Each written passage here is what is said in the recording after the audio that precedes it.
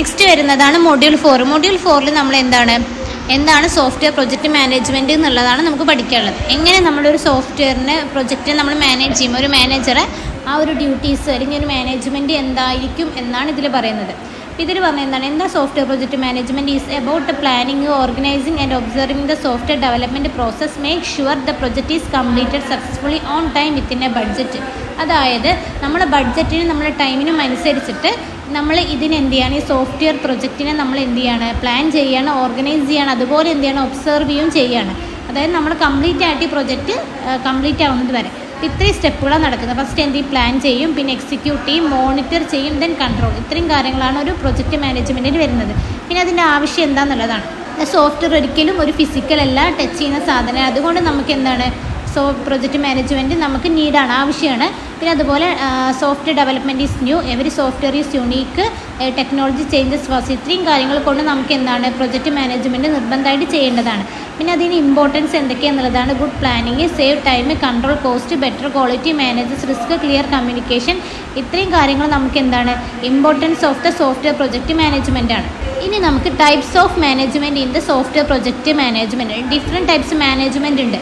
Conflict management ഉണ്ട്. Conflict management പറഞ്ഞാൽ എന്താണ്, നമ്മുടെ ടീമിൽ കുറേ ഡിസ്അഗ്രിമെൻറ്റ് വരും, അതൊക്കെ നമ്മൾ എന്ത് ചെയ്യുക, മാനേജ് ചെയ്ത് കൊണ്ടുവന്നത് നമുക്ക് കോൺഫ്ലിക്റ്റ് മാനേജ്മെൻറ്റ് പറയും. പിന്നെ റിസ്ക് മാനേജ്മെൻറ്റ് പറഞ്ഞാൽ എന്താണ്, പ്രോബ്ലംസ് ഒക്കെ നമ്മൾ ആദ്യം തന്നെ കണ്ടുപിടിച്ച് നമ്മൾ റിസ്ക് ഒക്കെ റെഡ്യൂസ് ചെയ്യുക. പിന്നെ റിക്വയർമെൻറ്റ് മാനേജ്മെൻറ്റ് പറഞ്ഞാൽ നമുക്ക് handle user needs and changes in them. യൂസറിന് ഒരുപാട് നീഡ്സുകൾ ഉണ്ടാവും, എന്നിട്ട് എന്ത് ചെയ്യുക, നമ്മളത് ഹാൻഡിൽ ചെയ്ത് കൊണ്ടുപോകുന്ന റിക്വയർമെൻറ്റ് മാനേജ്മെൻറ്റ് പറയും. പിന്നെ ചേഞ്ച് മാനേജ്മെൻറ്റ് പറഞ്ഞാൽ നമ്മൾ ടീമിനെ ഓളായിട്ട് കംപ്ലീറ്റ് ആയിട്ട് സ്മൂത്തായിട്ട് കൊണ്ടുപോകാൻ, പിന്നെ എന്തെങ്കിലും ചേഞ്ചസ് ഉണ്ടെങ്കിൽ ആ ചേഞ്ചസ് ഒക്കെ ക്ലിയർ ചെയ്യാനാണ് change management.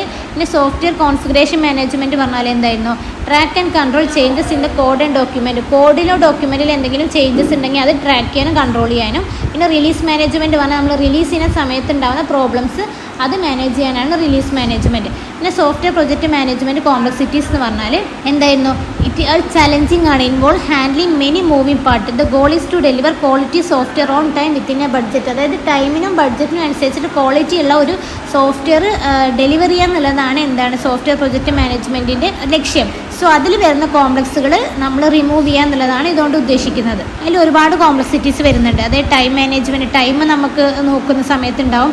Cost management complexity ഉണ്ട്, ക്വാളിറ്റി ഉണ്ട്, റിസ്ക് ഉണ്ട്, ഹ്യൂമൻ റിസോഴ്സിന് ബുദ്ധിമുട്ട് വന്നിട്ട് അങ്ങനെ നമുക്ക് ഒരുപാട് കോംപ്ലക്സിറ്റീസ് വരും. പിന്നെ കമ്മ്യൂണിക്കേഷൻ, ടീംസ് മെമ്പേഴ്സിനിടയിലുള്ള കമ്മ്യൂണിക്കേഷൻ വന്നിട്ട് നമുക്ക് ഒരുപാട് കോംപ്ലക്സുകൾ വരും. പിന്നെ ഇൻഫ്രാസ്ട്രക്ചർ, അതുപോലെ ഡെവലപ്മെൻറ്റ് കോംപ്ലക്സിറ്റി, ഇത്രയും കാര്യങ്ങൾ.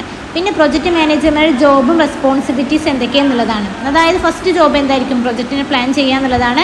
പിന്നെ ടീമിനെ മാനേജ് ചെയ്യുക, അതുപോലെ ബഡ്ജറ്റ് മാനേജ് ചെയ്യുക, ടൈം മാനേജ് ചെയ്യുക, requirement analysis, risk analysis, communication, quality assurance, change management, പിന്നെ റിപ്പോർട്ടിംഗ് ആൻഡ് ഡോക്യുമെൻറ്റ്. ഇത്രയും കാര്യങ്ങൾ ആരുടെ ഡ്യൂട്ടിയാണ്, പ്രൊജക്റ്റ് മാനേജർ എന്നുള്ള നിലയ്ക്ക് അവരുടെ ഡ്യൂട്ടി ആയിരിക്കും. പിന്നെ എന്തൊക്കെ സ്കില്ല് വേണം ഒരു പ്രൊജക്റ്റ് മാനേജ് ചെയ്യുക എന്നുള്ളതാണ്. ലീഡർഷിപ്പ് സ്കില്ല് നിർബന്ധമായിട്ട് വേണം. പിന്നെ എന്തൊക്കെ വേണം, കമ്മ്യൂണിക്കേഷൻ സ്കില്ല് വേണം, ടൈം മാനേജ്മെൻറ്റ് വേണം, റിസ്ക് മാനേജ്മെൻറ്റ് വേണം, പ്രോബ്ലം സോൾവിങ് സ്കില്ല് വേണം, budget and cost management, technical understanding, team management, ഇത്രയും ഇതുകൾ എന്ത് വേണം, സ്കില്ലുകൾ നമ്മൾ ഒരു പ്രൊജക്റ്റ് മാനേജ് ചെയ്യാൻ നമുക്ക് വേണം. പിന്നെ എന്താണ് പ്രൊജക്റ്റ് പ്ലാനിങ് എന്നുള്ളതാണ് നെക്സ്റ്റ് വരുന്നത്. പ്രൊജക്റ്റ് പ്ലാനിങ് എന്ന് പറഞ്ഞാൽ എന്താണ്, is the process of defining how a soft project will be done from start to finish. ഒരു പ്രൊജക്റ്റ് സ്റ്റാർട്ട് മുതൽ ഫിനിഷ് വരെ നമ്മൾ എങ്ങനെ ഒരു ഇതിനെ കൊണ്ടുപോകുന്നു, സോഫ്റ്റ്വെയർ പ്രൊജക്റ്റ് ചെയ്യാൻ പറ്റുന്നു എന്നുള്ളതാണ് എന്ത് ചെയ്യണം പ്രൊജക്റ്റ് പ്ലാനിങ്ങിൽ ഉദ്ദേശിക്കുന്നത്. It involve setting goals, break down task, creating road map, ഇത്രയും കാര്യങ്ങളും. പിന്നെ ടൈമിനും ബഡ്ജറ്റിനും ഉള്ളിൽ ഇത് ചെയ്യുന്നതിന് നമ്മൾ എന്ത് പറയും, പ്രൊജക്റ്റ് പ്ലാനിങ് എന്ന് പറയും കേട്ടോ.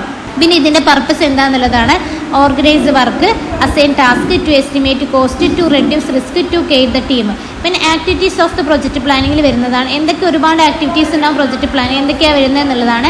Define project objective, define project scope, identify task, estimate time for each task, estimate cost and resources, developer project schedule, assign responsibility, identify and analyse risk, plan for quality. ഇങ്ങനെ ഒരുപാട് activities ഉണ്ടായിരിക്കും project പ്ലാനിങ്ങിൽ.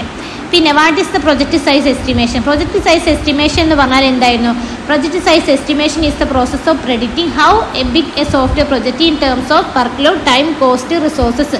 അതായത് ഒരു work ലോഡിനനുസരിച്ചും ടൈമിനനുസരിച്ചും കോസ്റ്റിനനുസരിച്ചും റിസോഴ്സിനനുസരിച്ചും നമ്മൾ predict ചെയ്യണം predict ചെയ്യാണ് നമ്മുടെ project എത്രത്തോളം ബിഗ് ആണെന്നുള്ളത് നമ്മൾ പ്രെഡിക്റ്റ് ചെയ്യുന്നതിന് നമ്മൾ എന്ത് പറയും, പ്രൊജക്റ്റ് സൈസ് എസ്റ്റിമേഷൻ പറയും. നമ്മളൊരു എസ്റ്റിമേറ്റ് ഇല്ലേ, ഇപ്പോൾ നമ്മളെ കോസ്റ്റ് കണ്ടാൽ നമുക്ക് മനസ്സിലാവും ഇത്രത്തോളം വലിയൊരു പ്രൊജക്റ്റാണ് നമുക്ക് മനസ്സിലാവും. അതുപോലെ ഇത്ര ആൾക്കാരുണ്ടെങ്കിൽ നമുക്ക് മനസ്സിലാവും ഇത്രയും വലിയ പ്രൊജക്റ്റാണ് അതെന്നുള്ളത്. ആ ഒരു ഇത് നമ്മൾ പ്രെഡിക്റ്റ് ചെയ്യാണ്, അതിനെ നമ്മൾ എന്ത് പറയും, എസ്റ്റിമേഷൻ എന്ന് പറയും. പിന്നെ എന്തുകൊണ്ടാണ് എസ്റ്റിമേഷൻ ഇമ്പോർട്ടൻ്റ് എന്നുള്ളത്, പിന്നെ അതുപോലെ എന്തൊക്കെ മെട്രിക്കാണ് നമ്മൾ പ്രൊജക്റ്റ് എസ്റ്റിമേഷൻ യൂസ് ചെയ്യാന്നുള്ളത്. ലൈൻസ് ഓഫ് കോഡ് ഉണ്ട്, function point, use case point, story points, ഇത്രയും കാര്യം നമ്മൾ യൂസ് ചെയ്യും. ഇനി നമ്മൾ ലൈൻസ് ഓഫ് കോഡ് ഇമ്പോർട്ടൻറ്റ് ടോപ്പിക്കാണ്. ലൈൻസ് ഓഫ് കോഡ് എന്ന് പറഞ്ഞാൽ എന്താണ്, നമ്മളൊരു കോഡ് റൈറ്റ് ചെയ്യും. ആ കോഡ് റൈറ്റ് ചെയ്തില്ലാത്ത എത്രത്തോളം ലൈൻസ് ഉണ്ടെന്നുള്ളത് നമ്മളിങ്ങനെ കൗണ്ട് ചെയ്ത് നോക്കുകയാണ്. അപ്പോൾ കൗണ്ട് ചെയ്തത് ലൈൻസ് ഓഫ് കോഡ്, ആ ടേമിൽ തന്നെ ഉണ്ട് ലൈൻസ് ഓഫ് കോഡ് LOC. അത് നമ്മൾ അതിനുള്ള ഒരു മെട്രിക്കാണ് LOC. എത്രത്തോളം ലൈൻസ് ആ കോഡിൽ ഉണ്ട് എന്നുള്ളത് നമ്മൾ കൗണ്ട് ചെയ്യാൻ വേണ്ടിയിട്ടുള്ള മെട്രിക്കിനെ നമ്മൾ എന്താ പറയുക, LOC എന്ന് പറയും. നമുക്കതിന് 3 യൂണിറ്റുകളുണ്ട്, KLOC, NLOC, KDS ആയിട്ടോ. പിന്നെ എങ്ങനെയാണ് എസ്റ്റിമേറ്റ് ചെയ്യുക എന്നുള്ളതാണ്, ഈ LOC എസ്റ്റിമേറ്റ് ചെയ്യുക എന്നുള്ളതാണ്. അപ്പോൾ എങ്ങനെയാണ്, estimation is done by comparing with similar previously completed systems. Previous ആയിട്ട് സിമിലർ ആയിട്ടുള്ള സിസ്റ്റംസ് ആയിട്ട് കംപ്ലീറ്റ് ചെയ്താക്കുക. പിന്നെ നമ്മൾ എന്ത് ചെയ്യുക, എക്സ്പീരിയൻസും പാസ്റ്റ് ഡാറ്റയൊക്കെ വെച്ചിട്ട് നമ്മൾ എന്ത് ചെയ്യുക, പ്രെഡിക്റ്റ് ചെയ്യുക. ഇത്രത്തോളം സൈസ് ഇത്രത്തോളം കൗണ്ട് ഉണ്ട് നമ്മൾ പ്രെഡിക്റ്റ് ചെയ്യുക. പിന്നെ അക്യുറേറ്റ് LOC പക്ഷേ എപ്പോഴാണ് കിട്ടുക, കംപ്ലീറ്റ് കോഡ് റൈറ്റ് ചെയ്തതിന് ശേഷം നമുക്ക് കിട്ടുള്ളൂ. ഏർലി ഉള്ളതൊക്കെ എന്തായിരിക്കും, ഡിഫിക്കൽട്ടായിരിക്കും, അത്രയും കറക്റ്റായി കിട്ടണം എന്നില്ല. പിന്നെ ഇതിന് ഒരുപാട് ചലഞ്ചസ് ഉണ്ട്. ചലഞ്ചസ് എന്താണ്, LOC cannot be accurately predicted, just problem description. 2 program with the same LOC may need a different effort due to complexity. അങ്ങനെ നിങ്ങൾ 4 പ്രോബ്ലംസ് ചലഞ്ചസ് നോക്കി വെക്കുക കേട്ടോ. പിന്നെ ഇതിൻ്റെ അഡ്വാൻറ്റേജസ് ആൻഡ് ഡിസഡ്വാൻറ്റേജസ്. ഓക്കെ, ഇനി നെക്സ്റ്റ് വരുന്ന ടോപ്പിക്കാണ് project estimation technique. Project estimation technique നമുക്ക് 3 ടെക്നിക്കുകളുണ്ട്. എന്തൊക്കെയാണ്, എംപിരിക്കൽ എസ്റ്റിമേഷൻ ഉണ്ട്, heuristic and analytic estimation technique. Empirical estimation technique എന്ന് പറഞ്ഞാൽ എസ്റ്റിമേഷൻ എന്ന് പറഞ്ഞാൽ എന്തായാലും നമ്മൾ പ്രെഡിക്റ്റ് ചെയ്യുക എത്രത്തോളം, എന്തിനൊക്കെ ബേസ് ചെയ്തിട്ട് നമ്മൾ കോസ്റ്റ് ഉണ്ടായിരിക്കും, റിസോഴ്സസിൻ്റെ എത്ര റിസോഴ്സസ്, കോസ്റ്റ്, അതുപോലെ ടൈം, ഇത്രയും വെച്ചിട്ട് നമ്മൾ പ്രെഡിക്റ്റ് ചെയ്യണം എത്രത്തോളം ഡ്യൂറേഷൻ ഉണ്ടാവും, ഇത്രത്തോളം ബിഗ് ആണ് നമ്മൾ പ്രൊജക്റ്റ് ചെയ്യുന്നുണ്ട് നമ്മൾ പ്രെഡിക്റ്റ് ചെയ്യുക. ഓക്കെ, അപ്പോൾ ഇതിന് 3 ടെക്നിക്കാണ്. എംപിരിക്കൽ എസ്റ്റിമേഷൻ ടെക്നിക്ക് എന്ന് പറഞ്ഞാൽ എന്താണ്, നമ്മൾ പാസ്റ്റ് പഴയ ഡാറ്റ അതുപോലെ എഡ്യൂക്കേറ്റഡ് ഗസ്സസ് അതൊക്കെ വെച്ചിട്ട് നമ്മൾ എന്ത് ചെയ്യുക, എസ്റ്റിമേറ്റ് ചെയ്യാണ്. അതിന് നമ്മൾ എന്ത് പറയും, എംപിരിക്കൽ എസ്റ്റിമേഷൻ ടെക്നിക്ക് പറയും. ഇവിടെ നമ്മൾ എംപിരിക്കലി ഡിറൈവ്ഡ് ഫോർമുലാസ് യൂസ് ചെയ്യും, അതുപോലെ പ്രീവിയസ് ആയ സിമിലർ പ്രൊജക്റ്റുകൾ യൂസ് ചെയ്യും. പിന്നെ നമ്മൾ റീസണിങ് പറഞ്ഞ ടെക്നിക്ക് യൂസ് ചെയ്യും, അതുപോലെ LOC വെച്ചിട്ട് നമ്മളിത് യൂസ് ചെയ്യും. ഇങ്ങനെയൊക്കെ വെച്ചിട്ട് നമ്മൾ എന്ത് ചെയ്യുന്നതിനെ നമ്മൾ എന്ത് പറയും, എംപിരിക്കൽ എസ്റ്റിമേഷൻ ടെക്നിക്ക് എന്ന് പറയും. ഇനി അടുത്തത് ഗാണ്ട് ചാർട്ടൊക്കെ ഇതിൽ വരുന്ന ടോപ്പിക്കാണ് കേട്ടോ. ഇനി നെക്സ്റ്റ് വരുന്നത് റിസ്ക് മാനേജ്മെൻറ്റ്. ഇതിൽ വരുന്നതാണ് റിസ്ക് മാനേജ്മെൻറ്റ്. റിസ്ക് മാനേജ്മെൻറ്റ് പറഞ്ഞാൽ എന്താണ്, risk management is the process of identifying, analysing and responding the potential risk that could negatively affect the project or organisation.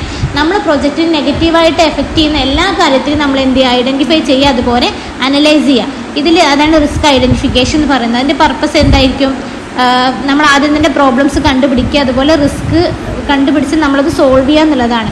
പിന്നെ അതിനുള്ള ടെക്നിക്സാണ് brainstorming, Delphi technique, interview and questionnaire, സ്വോട്ട് analysis, checklist, cause and effect diagram. Okay, പിന്നെ നമ്മൾ എന്താണ്, ഏതൊക്കെ types റിസ്ക്കാണ് നമ്മൾ ഐഡൻറ്റിഫൈ ചെയ്യുക എന്നുള്ളതാണ്. അത് types of risk identified. Technical risk ഉണ്ടാവാം, ഫിനാൻഷ്യൽ ഉണ്ടാവാം, ഷെഡ്യൂൾ ഉണ്ടാവാം, ഹ്യൂമൻ റിസോഴ്സ് ഉണ്ടാവാം, എക്സ്റ്റേണൽ ഉണ്ടായിരിക്കാം. പിന്നെ risk assessment or risk analysis. നമ്മൾ കണ്ടുപിടിച്ച റിസ്കിനെ നമ്മൾ എന്ത് ചെയ്യുക, അനലൈസ് ചെയ്യുക, ഇവാലുവേറ്റ് ചെയ്യുക. ഐഡൻറ്റിഫൈ ചെയ്ത റിസ്കിനെ ഇവാലുവേറ്റ് ചെയ്തതിന് നമ്മൾ എന്ത് പറയും, റിസ്ക് അസസ്മെൻറ്റ് എന്ന് പറയും. പിന്നെ അതിൻ്റെ സ്റ്റെപ്പുകളാണ്. പിന്നെ റിസ്ക് മൈഗ്രേഷൻ അല്ലെങ്കിൽ റെസ്പോൺസ് പ്ലാനിങ്, അതായത് developing action to reduce the negative effect or risk exploring opportunities. നമ്മൾ ഈ കിട്ടിയത് നമ്മൾ എന്ത് ചെയ്യുക, ആക്ഷൻസ് എടുക്കുക. എന്തിന്, ഈ എഫക്റ്റുകൾ നെഗറ്റീവായിട്ട് എഫക്റ്റ് ചെയ്യുന്ന ഈ റിസ്കുകൾ കുറയ്ക്കാൻ വേണ്ടിയിട്ട് നമ്മൾ എന്ത് ചെയ്യുക, ഒരു ആക്ഷൻസ് എടുക്കുന്നതിന് നമ്മൾ എന്ത് പറയും, റിസ്ക് മൈഗ്രേഷൻ എന്ന് പറയും. ഇത്രയും കാര്യങ്ങളാണ് നമ്മൾ ഈ 4th മൊഡ്യൂളിൽ ഉള്ളത് കേട്ടോ.